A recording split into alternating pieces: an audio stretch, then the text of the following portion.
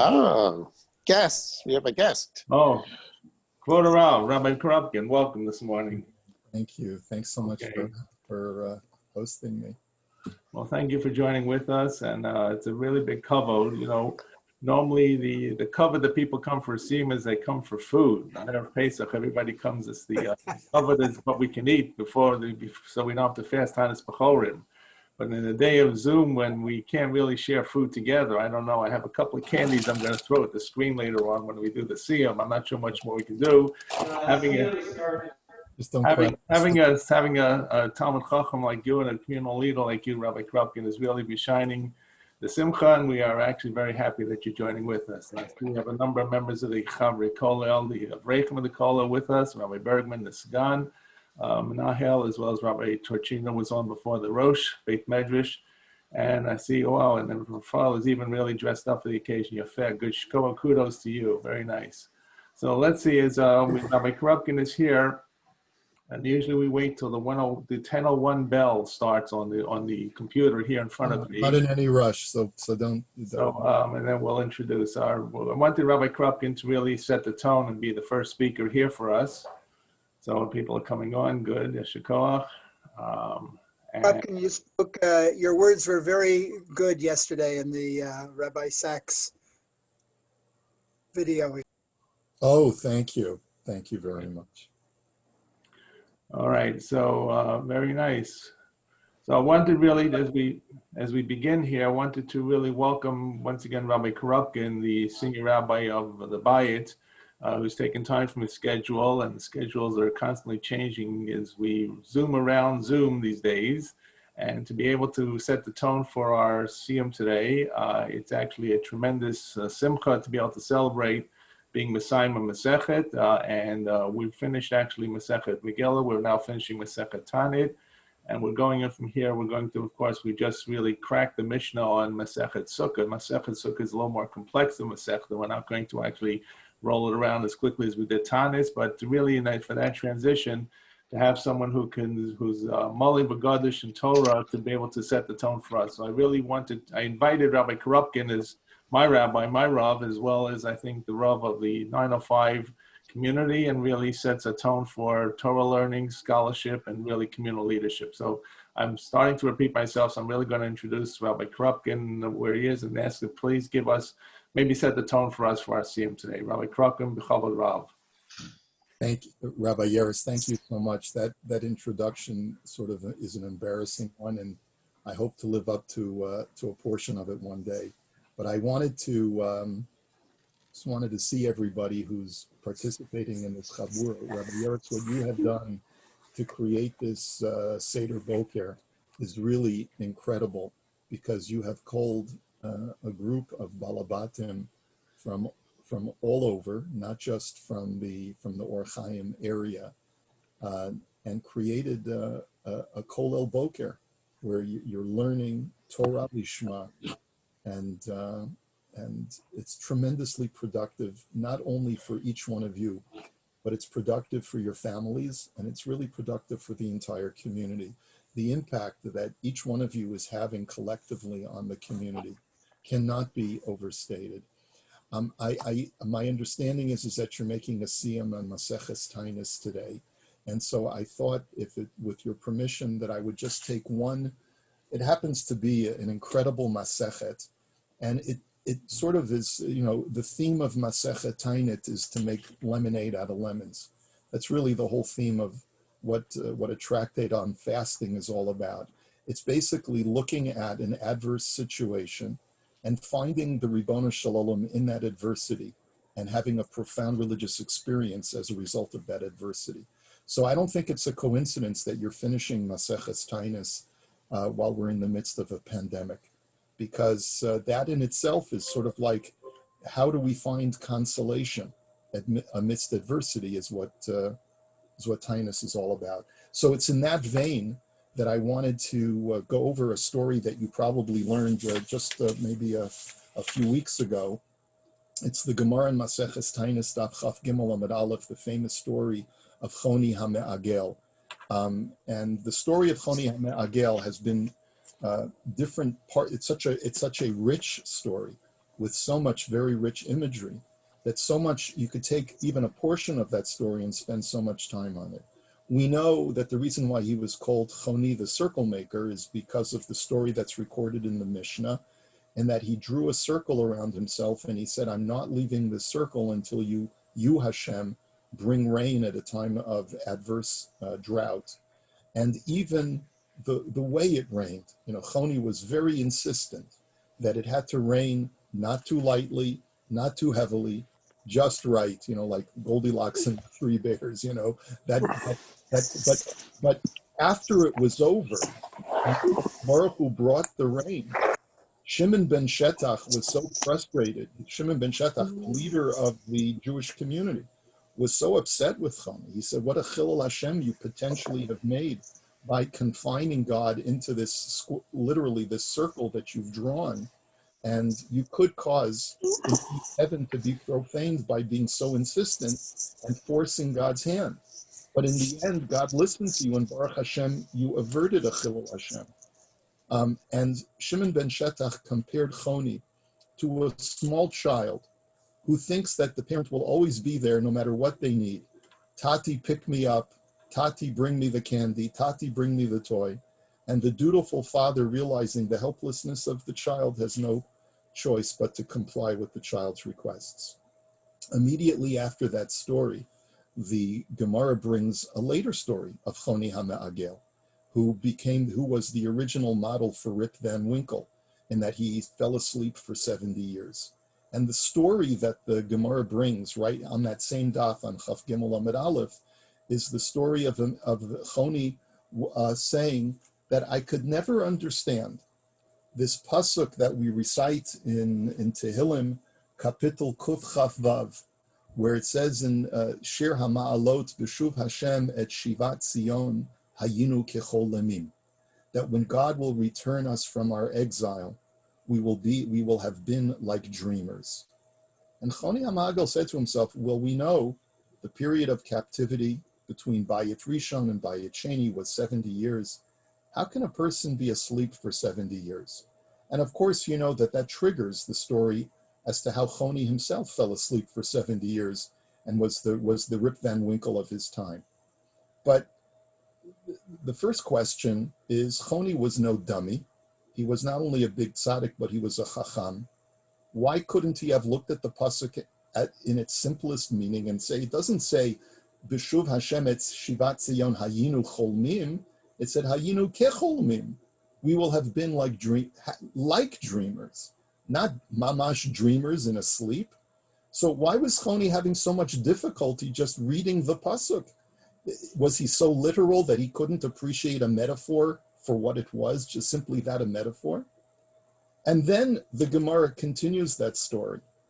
And it says that he encountered a man who was planting a charuv. He was planting a certain kind of tree, a carob tree, that it takes 70 years for it to bear any fruit. Let me just make sure I have this. Did I get the tree right? Yes. Yeah. Yes. Okay. So he says to the man, he says, I don't understand. You're an old man already. You're not going to be alive 70 years from now to see this tree bear fruit. Why are you planting it? And the man gives the only logical answer, which is, I came into a world which had carob trees, and so I fulfill my responsibility to the next generation and the next generation's generation to make sure that I replenish the world with carob trees. And again, you look at Choni and you say, like, Rav Choni, you're a chacham. Why did you even bother asking the question when the answer is so obvious? Why plant trees that you'll never see the fruit from? Well, of course, you have children, you have grandchildren. We always invest in the future. So what is going on with Choni? We see on the one hand a man who is intimately close with God, and on the other hand, cannot understand the most basic workings, machinations of regular daily living. And I think the conclusion, or what the Gemara is trying to impart to us, is this. Choni HaMe'agel was so close with HaKadosh Baruch Hu he was so spiritually minded that he did not see the world in the way that you and I see the world. When there was adversity in the world, Choni did not see adversity. He saw the Yad Hashem in absolutely everything, in absolutely every incident and phenomenon and behavior and anything that happened in the world. Choni saw God very, very clearly.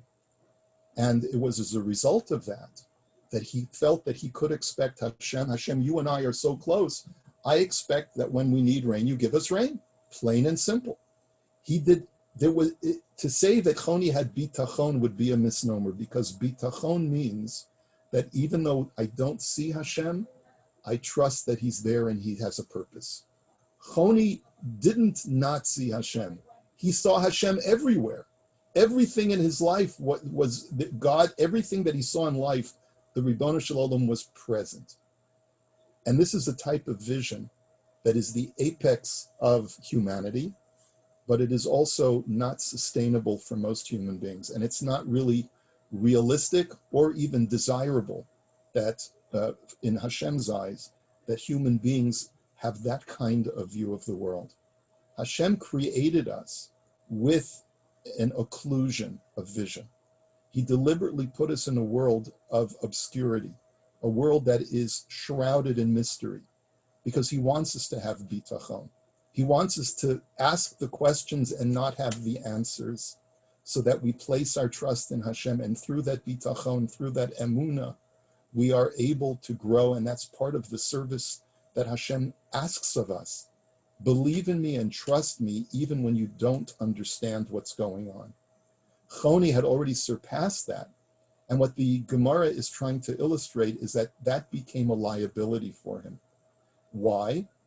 Not only because he behaved in such a way that everyone else thought that he was overstepping his respectful relationship with Hashem by drawing a circle around him, but he couldn't even understand the Taichin of Pasuk. B'shuv Hashem et Shivat Zion hayinu kecholmin. What does it mean to be shrouded in a dream? Everything in the dream is hazy. I can't exactly figure it out. What do you mean you can't figure it out? Choni was asking to himself. I understand that it's a metaphor, that we will have been like dreamers, not being able to fully make sense of why it happened. But of course, every single day that we're in Galut, of course you can make sense of it. Clearly, Hashem is doing this for a very clear reason in Choni's eyes. So he couldn't even understand the metaphorical import of Hayinu Kecholmim. I'm not like a dreamer. I have crystal clear vision of God every single day. Why would Jews feel in any way that the last 70 years were a dream? It's clear, crystal clear, why Hashem put us in Gullus, why Hashem took us out of Gullus after 70 years. There's no question at all. That's what his questioning of it was. And here's and in the story of the planting of the carob tree, you also see another liability of having crystal clear vision. When you believe that Hashem is providing you every single item that you need in the world, and whatever I need, Hashem gives me when I need it, and I have no doubts about it because I see Hashem so clearly, then you don't even understand why people plant trees. Because planting trees implies that you need to save up for a day which is going to be more adverse than today. It means that you're not sure what the future is going to bring. You're not confident that everything is going to be okay. And that's why you need to have plans for the future. You need to invest. You need to try and make sure that you do whatever you can to ensure that in the event that things don't work out exactly like you hope, that there are contingency plans. That's why people plant, to invest for the future. And Choni's attitude was, why? If everyone would act like me, then when people need fruit, they'll draw a circle around themselves and say, Hashem, I'm not moving until you bring me fruit. Why do we need to plant for something that's 70 years from now? When we need it, Hashem will be there for us. And that really is indicative of the fact the Gemara is trying to tell us, if we have no vision of God at all in our lives, then we are terribly disadvantaged. But if we have complete clarity of God in our lives, then that's also an equal but opposite disadvantage, which is that we cannot live as human beings and as Avdei Hashem, as servants of God, in being able to find God within that gray area, within that uncertainty of not knowing what tomorrow is going to bring. The fact that we dedicate our lives and so much of our time to the service of God and to the study of His Torah, the fact that we don't know what tomorrow is going to bring in the midst of a pandemic, where we have every reason to be optimistic, and yet we continue planting and we continue investing despite that uncertainty, that is the place where Hashem wants us to be. And that's what Masechet Taanit is all about. It is the recognition that adversity begets bitachon amidst the uncertainty of not knowing what tomorrow is going to bring.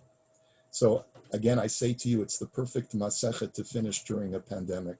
And it also should be affirming that everything that we are experiencing in our days right now is to our benefit and will only enrich us in the long run. So I just want to conclude by saying, Ashreichem, how fortunate are all of you, especially Rabbi Yeres Ashrecha, for having this cadre of elite students who can provide you with tremendous enrichment for yourself personally, because as Rabbi Chanina said, Umi Talmida Yoser Mikulam, I learned the most from my students. But Ashreichem to all of you for having such an outstanding Rebbe as Rabbi Yeres, who through not only his ability to elucidate the text of the Gemara, but also his care and concern that every one of his Talmidim is participating and gets it through that love and concern of every one of his Talmidim. You have a tremendously fortunate experience of learning Torah from such a great Rebbe. So thank you for the opportunity to speak with you, and may you go Michayil El Chayil from strength to strength with your next Maseches. Thank you. Thank you. I didn't recognize who you were talking about. Thank you, Rabbi Korupkin. Shkoach. Thank you. Thank you for the Torah and the importance of trusting in Hashem and bitachon, especially in this difficult point. And that's a concept we really talked about in various different ways. Okay, Shkoach. Thank you very much, Rabbi Korupkin. Thank you, Shkoach. Okay, so this is really the moment you've all been waiting for, as they say, when we actually get to finish the Sefer. This is a very auspicious moment. It's a very highlight, and I'm really honored in front of all everybody to be able to be Messiah together with us. We, of course, do not have a minyan together in one place. So when we recite the Hadron, we're not going to say the Kaddish, Drabanan, that the Kaddish is Kadditzah, but you'll understand that. But let's come to the last piece of the Masechet itself, and we can actually finish it up, and then we'll actually say the Hadron and together when we finish itself. Let me just show you where we are. Let me bring it up on the screen here for a moment. Where did I put it here? No, this is not it. 1 second. Put it here. Hold on. What is super? 1 second. Where did I put this thing? Where is it? Where's my? Oh, here. 1 second. A little further down. There you go. Here we go. Okay, here we go. There we go. So this is, of course, for those who don't recognize this, this is the Steinsaltz, the translation that's up on the Sefaria, where people have the regular Gemara, and people also, we sometimes put this up as well on some Kafal. So I just want to show you what we're going to go to. The piece of the Gemara we're going to refer to goes to the end of the Mishnah that we had seen back on Chavav and Beis. And this, if you're following in the Gemara, it's going to be Chavav and Beis. You're following the article is 26b2. If you're following in front of me, here's where my little pointer guy comes up and just shows you what it refers to. So this was, of course, it talked about the Benos Yerushalayim on Tu B'Av would go out. Because the Benos Yerushalayim would go out, the Kli Lavan, and would borrow the Klei Kalim, borrow the Begadim, so that each one who didn't have Begadim would not be embarrassed. And they would go out into the Kramim. We did this Gemara list. There was Mishnah last time, the Gemara, where they say, Boker, Soinech, Ogema, Tavorelcha. Look and choose wisely. Altu Enecha B'nai, to don't look at beauty. Ten Enecha Mishpacha, look at Mishpacha. It says in Mishlei, Sheker Chem Ve'Lofi, Shiras Hashem Mitzis Halal. And then the last piece of the Mishnah says, V'cheinu Omer, and there's a pasuk taking Shir Hashirim, which Rashi explains refers to HaKadosh Baruch Hu and Bnei Yisrael. Pasuk says, Sena Rana Benos Yerushalayim. Obviously, the integral connection between the end of this Mishnah is going back to the Benos Yerushalayim that were going out and dancing on Tu B'Av.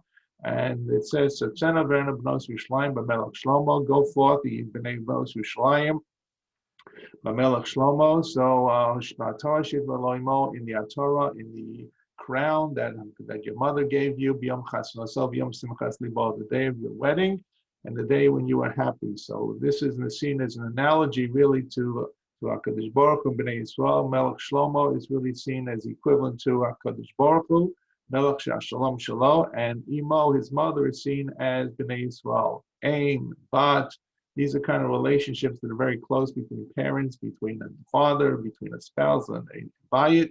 So all of this is the connection that we want to end up in the Seder with. B'yom chas nosov, b'yom simchat libo. B'yom chas nosov is the Torah, is the giving of the Torah, which actually is the day that the Torah was given, the second Luchos, and Moshe came down. B'yom simchat libo.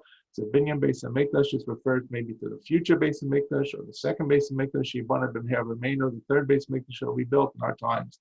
This is what the Mishnah said on Daf Chav Vav Mebet. And now we're going to skip all the way to the end of the Masechta. Some of you had that fur look on your face that we're learning from 26 all the way down to 31. And of course, now we're just going to do the last page itself, the last piece of the Gemara. Let's just go down to the very end of this. Couple more pages here. This comes the Gemara at the very end of the Masechta. And 1 second, hold on, I'm just going to roll it all the way down. Okay, there we go.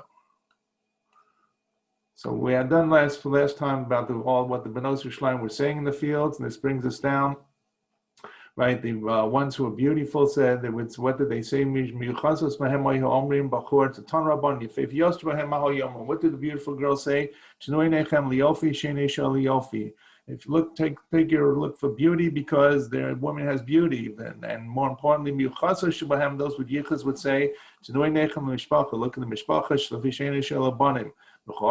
those who were not beautiful and didn't have yichus, what would they say? Marry for Shem Shemayim, Bovad, Sheh, to Tadru, Bizahuv, and provide, of course, that you bring a good nadan, a good dowry into it. And finally comes the last piece of the Gemara, Amri La Birai. So Ula Birai said the following things, Amrav Elazar. In the future time, in the Yasid Love, HaKadosh Baruch Hu is going to make a circle, a machol, a circle dance around for the tzaddikim, v'hu yoshev b'neihem, and HaKadosh Baruch Hu actually will be in the middle of them, b'gan Eden. So everybody's going to dance around HaKadosh Baruch Hu kaviyachol, in the same way that we have on Hoshana Rabbah, in a good year, not in Zoom, we're able to go around the bima, and there's nothing in the middle. HaKadosh Baruch Hu is in the middle. So too, on Simchas Torah, we go around, and the Sefer Torah is in the middle. So too, in the Yasid Lavo, the tzaddikim will all go around in a circle, and the beauty of a circle is no one is further than the other person. The circle is equidistant, no matter where you are on the circle, equidistant to the center.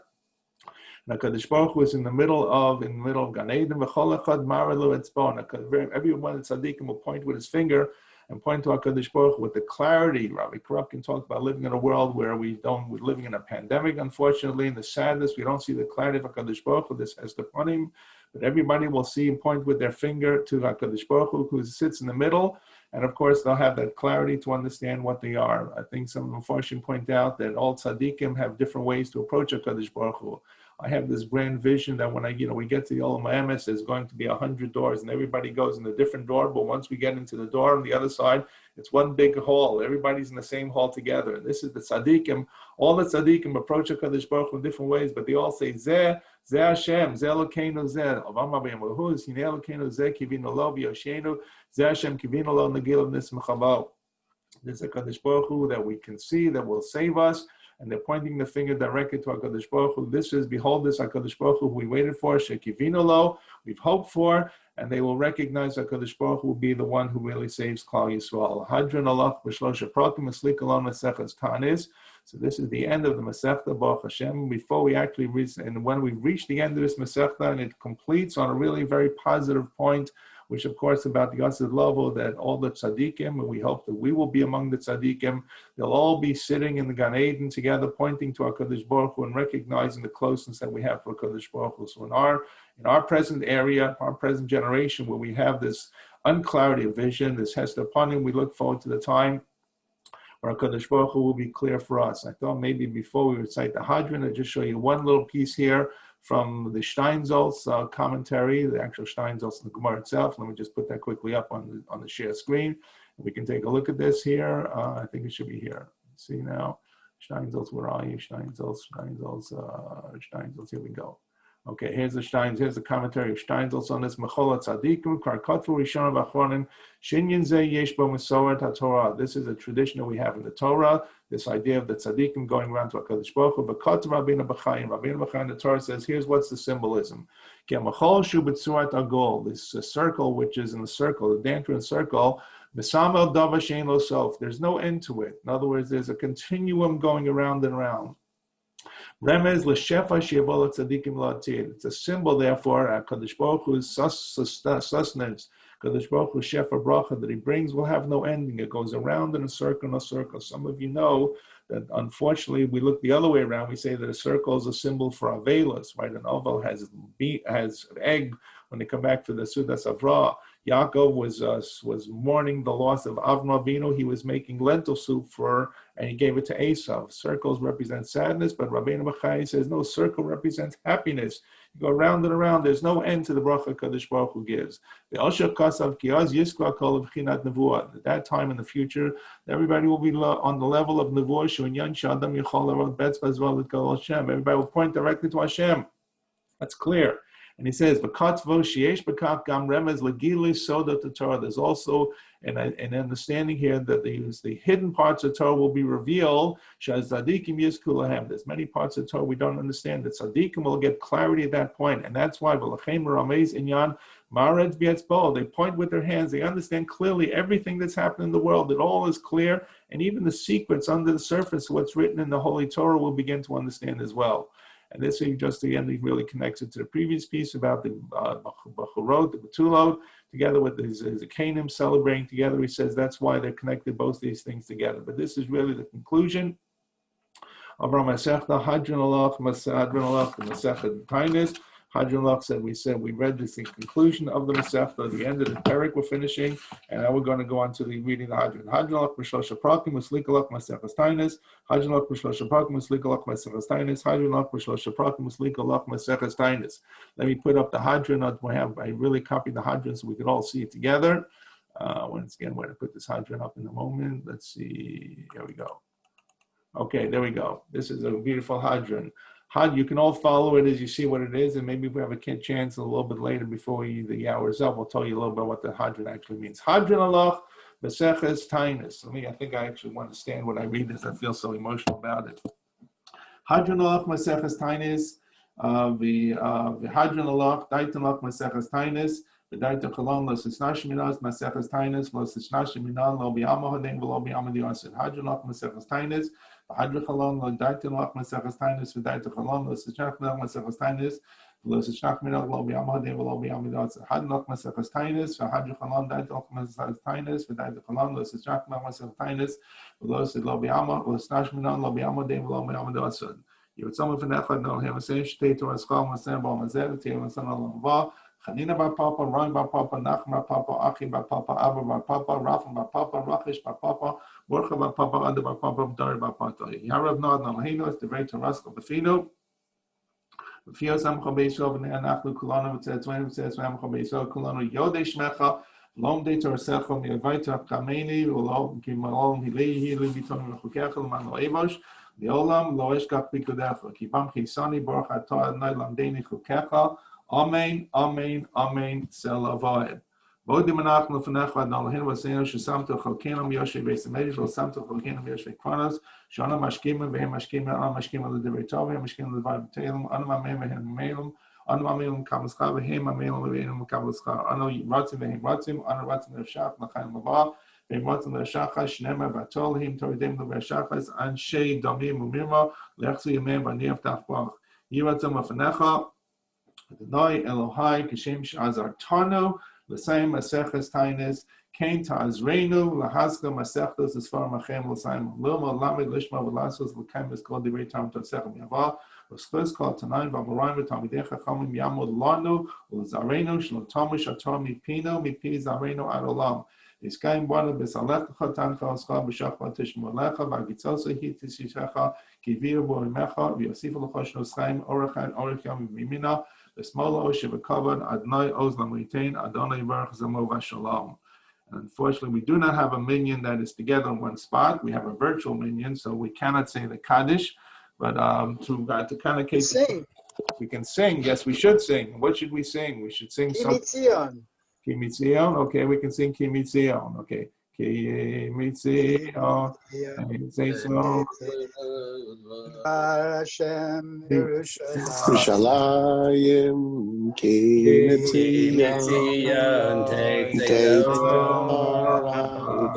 Hashem Yerushalayim,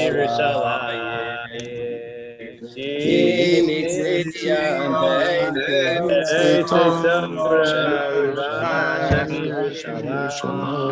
Yerushalayim,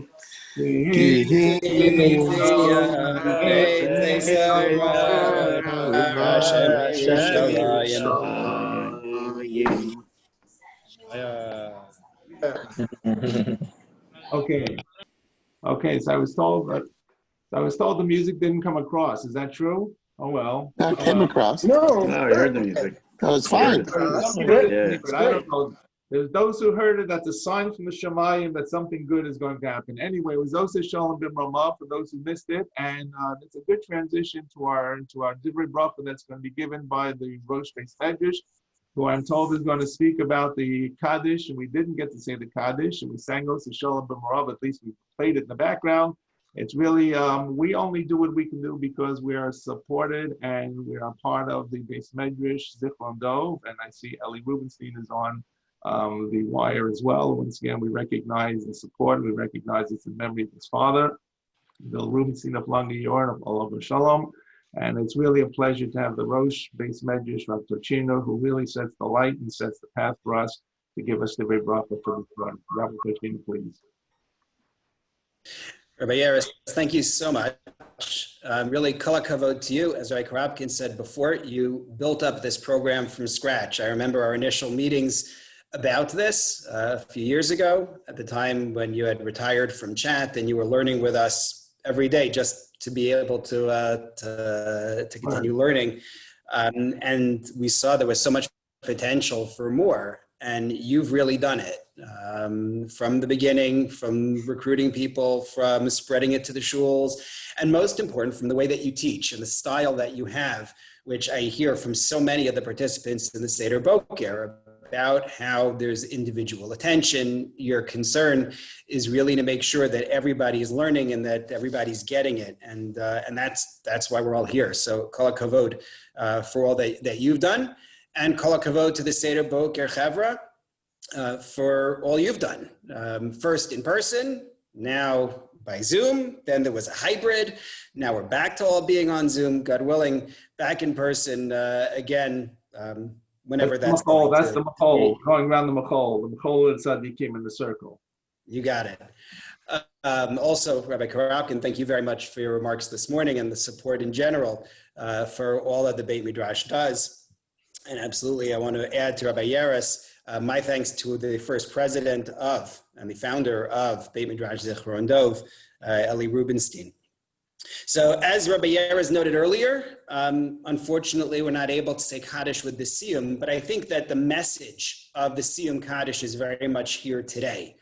Of course, the fundamental theme of Kaddish is a declaration that Hashem's name should be exalted. It's Kiddush Hashem, v'nikdashti b'soch b'nei Yisrael. Hashem says, I want to be sanctified in the midst of Israel.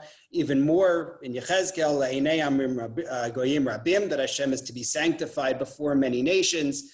But the underlying driver of that Kiddush Hashem, that sanctification of Hashem's name, is a declaration of appreciation and gratitude for something we've received, which led us to exalt Hashem's name. And that's true for all the forms of Kaddish. So the Chati Kaddish that punctuates our davening, gratitude for the mitzvah that we just performed, the davening we just said. Kaddish Tiskabel after Shmona Esrei, gratitude for the audience that we had with Hashem. The Rabbanan Kaddish after learning, gratitude for the Torah just learned. And that most difficult Kaddish, the Kaddish of the mourner, is a process through which the mourner comes to a point of ultimately expressing gratitude for the time that they had with their relative when the relative was alive. It's a form of tziduk hadin, of accepting Hashem's justice. All of this obviously requires more discussion, but this is a 3-minute divrei bracha. This is not a shir. My point in general is that Kaddish expresses our gratitude for that which we have received. And the gratitude is very much here today. Gratitude for our ability to learn together, even remotely. Gratitude for Rabbi Yeres as a teacher. Gratitude to Hashem for the time and the health and the opportunity to learn Torah.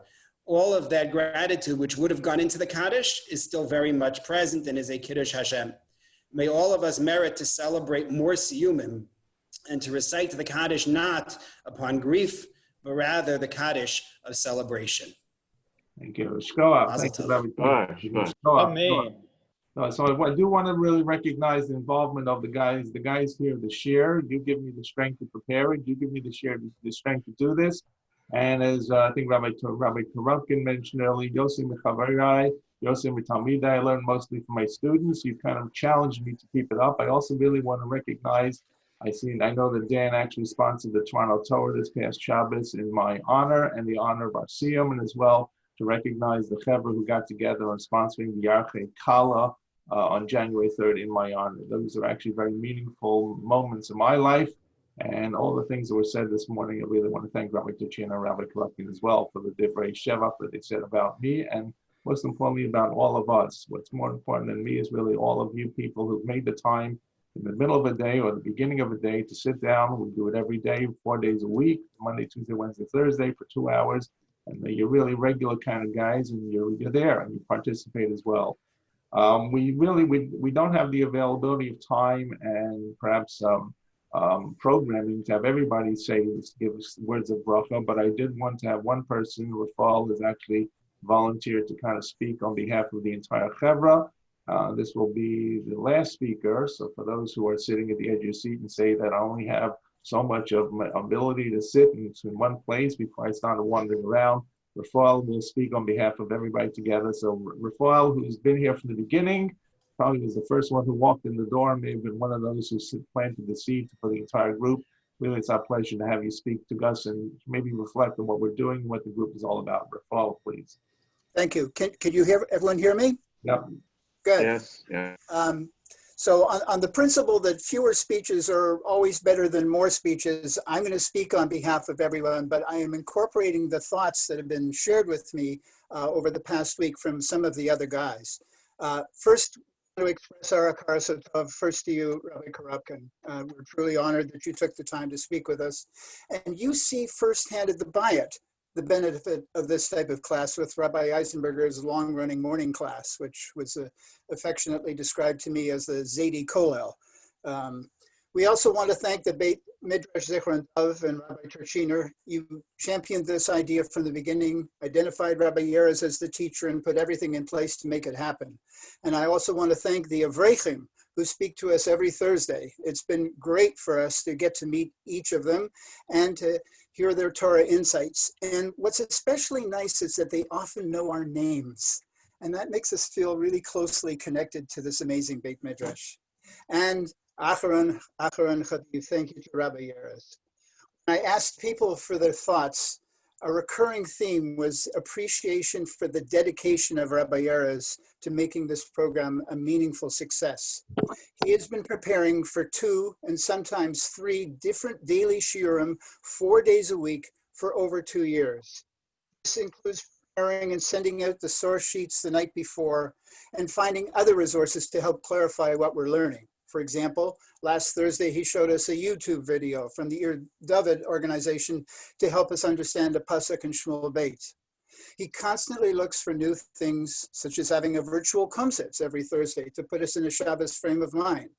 And he's introduced us to brilliant thinkers, such as the Ramban and Or HaChaim and the Nesiv Shalom on the Parsha, and Rabbi Tachtel Zemah Banim Smecha on Eretz Yisrael, and Rabbi Malaban on Panini Halacha, and especially Rabbi Weinberger's Song of Tshuva, a brilliant commentary on Rav Kook's brilliant Oras HaTshuva. Rabbi Yeres has a deep and broad knowledge in so many areas. We especially love his knowledge and appreciation of Jewish history, and we love the way he relates what we learn to our daily lives. It's not just the Lamdas, it's his passion. He radiates pure excitement when he gets a chance to share a beautiful Torah thought, especially from the Nesiv Shalom. He encourages the active participation of the group to express their views in debate, just as in the days of the Tanaim and Amoraim. There are people with very different backgrounds, but everyone's questions and comments are received with respect. He does it with a deep sense of humility. One of his favorite lines is, "I'm not saying this to you, I'm saying it to Yerez." He really loves this class. He loves all the attendees of the class, and it works both ways. One of the attendees said, "The class has been an inspiration, and I am in heaven when I'm in the group. The class is a priority in my life." And someone else said that the impact of the class in my life has been priceless. And he is, I believe, perfect for this group. Speaking for myself, I was very concerned about retiring. Although I wasn't worried about becoming a daytime television vegetable, I knew that I didn't have the background or experience to create any kind of structured learning to fill my day. The Seder Boker has provided the learning, but equally as important, it has provided the structure, the Seder. The day has meaning, the week has meaning, and it has provided a springboard to other learning via other shiurim, chavrusas, or just by myself. I feel more fulfilled, mamish, than I ever have. I shouldn't be surprised to learn about the power of Torah. In the Hadran that we just said, the Torah says from Mishlei, "Ki vi yirbu yamecha v'yosifu lecha shnos chaim." In me, the Torah, your days will grow and years of life will be added to you. And I would add that part of that life-giving power is the socialization, the interaction with other people that aging can sometimes take away. And this again is mamish true. I saw this with my father-in-law. After his retirement, he devoted his life to learning. He started going every day to Rev. Victor Miller's shiurim, just down the block from where he lived in Brooklyn. He loved his dialysis sessions because he could listen to Torah tapes without distraction. And we learned by phone every evening until he died at age 91, telling Divrei Torah almost until the last day. And we even prepared a booklet of his Divrei Torah on his shloshim called Kol Yaakov. I never had the opportunity to learn the yeshiva when I was young, and I didn't have the wisdom when I was working to devote more time to learning Torah. There are always reasons. And although it saddens me greatly to know how much I don't know, I'm happy, like my father-in-law, to be making up for lost time. Rav Weinberger writes in his Song of Tshuva that Rav Kook invested every ounce of his immense spiritual and intellectual energy into revealing the true light hidden in the Torah and a Torah life. Tshuva means return. The Torah is brimming with life, and the soul of a Jew is exploding with light. The Creator is calling to us from within the darkness and emptiness of physical life to return to Him, to return to our true selves and live. Thank you, Rabbi Erez. Thank you, Rabbi Turchiner. And thank you to all the guys to learn with at the Seder Boker for helping me on this path of return and life. As one of the guys wrote, may Hashem grant you all long lives to continue to keep learning, sharing, and celebrating our rich Jewish heritage. Thank you. Thank you. Thank you very much. Rafael. You well summarized. So just to kind of wrap things up, once again, Yeshikoff to everybody who really, Yeshikoff in terms of a sense of fulfillment of mitzvah and fulfillment of a long process of finishing off Masechet kindness. One of the things that we learned was about Tu B'Av, and the reason for Tu B'Av, the reason for the celebration of Tu B'Av was the end of the bringing of the carbon eitzim. This was actually, I'm sorry, the end of when they could cut the wood down.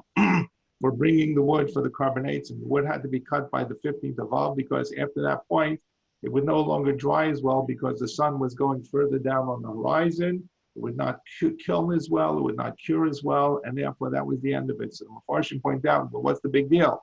The answer is there's a process. They were cutting down the wood for an entire year. When you've got a process of doing an action and it takes a long period of time and you reach the conclusion, that's a simcha. That's one of the simchas of Tu B'Av. And of course, the other point of Tu B'Av that maybe connects to this is the fact that the days were going to get shorter and the nights would get longer, and people had a result more time to be home. They would work shorter, and be home and could learn Torah more. And the Talmud actually reflects upon it as well. So all of you guys who really took time and continue to take time, and I hope this is not the end. We're making it sound like this is the end of the learning. This is not. This is simply just a hiccup. This is simply just a period or a semicolon. Really, all of us, we really want to wish all of you the Yesher Koach. You give me the inspiration. I do it because I know there's an audience who kind of will respond to it and pick it up. and each of you deserves a tremendous yasher koach. The idea of learning is to finish something, but the moment that we finish something, we of course actually want to open something else. So you know what? So I said we're going to just finish up by just rereading the opening stitch of the Mishnah, the first Mishnah, Masechet Sukkah. So actually, we can just take a look and see where we had learned the Mishnah as well, but to create the continuity between the two, we have a little bit of time before us we start the Mishnah. Let's just read for all of those that are here because we want to make sure we get it. This is the next thing we're going to be learning. Sukkah Shigvor Lamal Me'esim Al Psula, Rabbi Yehuda Machshir, the Sukkah, which is going to be more than 20 amos high, is puzzle. Rabbi Yehuda says no, a Sukkah can be even more than 20 amos high. Ve'eshen Agvah Asar Tfakim, and something a Sukkah that's not going to be 10 Tfakim high. It's going to be lower than 10 Tfakim, which is 40 inches and less. It's going to be also puzzle. Eshen L'Shloshet Fanos. It doesn't have 3 walls in it. V'shechamasim Ru'v'tzilas is going to be puzzle also. If there's too much sun, more sunlight than there is shade, it's going to be puzzle as well. And that's the opening stitch of what we have in the Masechet Sukkah, which is going to be the topic that we're going to get into. So I think, you know what, I see the hour is about 10:47. Here's what I think I'd like to, I think we all take our break at this point. You know what, maybe we'll just take a little bit of a break. We'll pick up again. And I think we have maybe a few minutes so we can begin Masechet Sukkah, go back to Masechet Sukkah at 11 o'clock. We're going to go over and learn Oros Tshuva. So Yeshikah, for all those who joined with us, let's take a 30-second break, stretch our legs because you've all been patient listening. Yeshikah to everybody. Chazak, chazak, be'ematz. Chazak, chazak, v'nitzchazek. Rabbi Karapkin, Yeshikah. Rabbi Turchina, please, Yeshikah. To all the Chaved, all the Avrechem, and the Sgan Rosh Kolel of the Beis Medrash Zechodav Yeshikah for joining us. Everybody should go on learning Torah and keep Torah going, keep learning Torah going. Thank you, Rabbi. Good. Thank you. Thank you. All the best. Right. Take a 30-second break.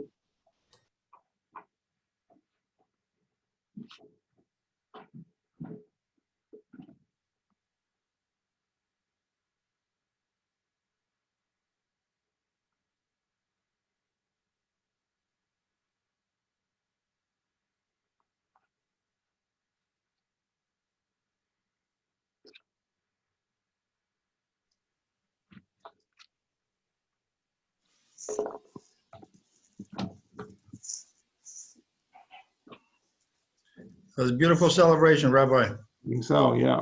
Yeah, thank you for bringing in the Rabbanim. It's very meaningful. The Rabbi Karapkin, Rabbi Turchina, and yourself, obviously. Yeah. And Rafi, you did A1. Yeah. Maybe this is something that schools in general should institute Make it seem. after you complete something, you know. Yeah, definitely.